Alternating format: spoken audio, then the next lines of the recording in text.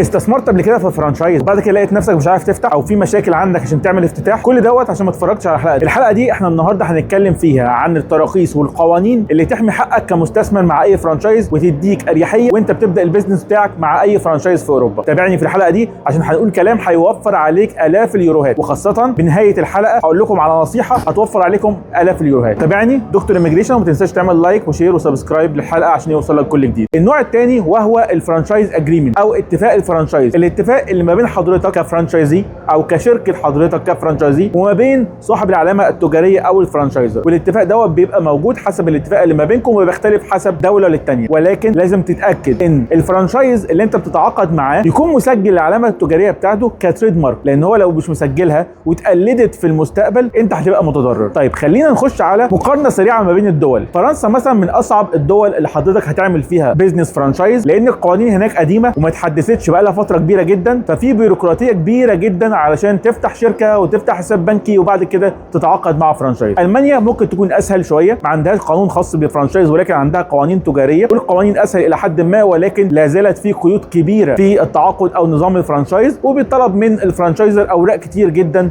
علشان يتم قبوله كفرانشايزر. دوله زي اسبانيا القيود فيها اقل، ولكن يجب تسجيل النشاط وان احنا بناخد ابروفلز او موافقات من الجهات الاقتصاديه والتجاريه في اسبانيا. الاقل منهم طبعا هي اوروبا الشرقيه اللي تتلخص في التشيك وبولندا، وفي برضو البرتغال انها تقع في غرب اوروبا، ولكن من الدول اللي بتسهل التعامل بنظام الفرانشايز وبتدي تسهيلات للمستثمرين وبتدي لهم كمان تسهيلات في ان هم يبداوا البيزنس بتاعهم. والتعامل بنظام الفرانشايز بيبقى بنظام تجاري مدني بحت، والاتفاق ما بينك وما بين الفرانشايزر بيتم عن طريق الموافقه ما بين الطرفين. عشان كده كتير من المستثمرين بيفضلوا ان هم يبداوا البيزنس الخاص بالفرانشايز بتاعهم في اوروبا عن طريق الدول اللي بتسهل الاجراءات واللي بتشجع المستثمرين ان هم يستثمروا في فرانشايزات محليه داخل الدوله زي المجر، بولندا، زي التشيك، وزي كمان البرتغال.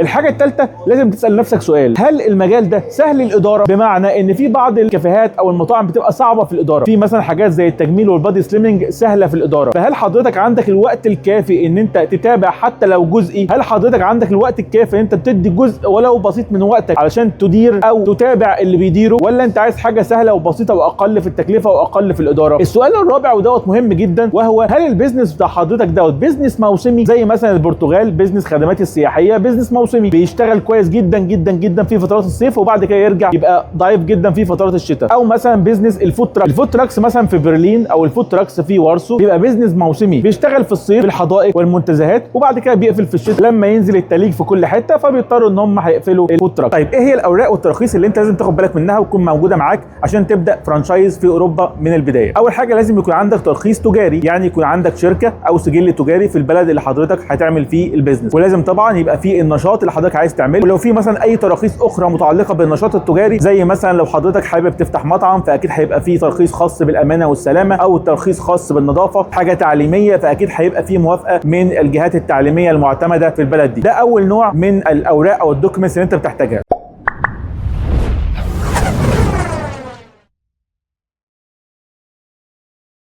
علشان كده دايما احنا بنقول ان الفرانشايز هو كاستمايزد لكل عميل. نتكلم كتير عن نظام الفرانشايز، بنشرح كتير عن نظام الفرانشايز، ولكن الشرح هو شرح عام. كل عميل مناسب ليه فرانشايز يختلف عن الاخر. انا ممكن يكون مناسب ليا فرانشايز حضرتك مش مناسب ليك، ممكن يكون في فرانشايز مناسب في دبي بس مش مناسب مثلا في لشبون وهكذا. فعشان كده احنا بنتيلور كل فرانشايز حسب الوضع الخاص بكل عميل. لو حابب تعرف الفرانشايز المناسب ليك ما تنساش تحجز 1 تو 1 كونسلتيشن مع فريق دكتور ايميجريشن.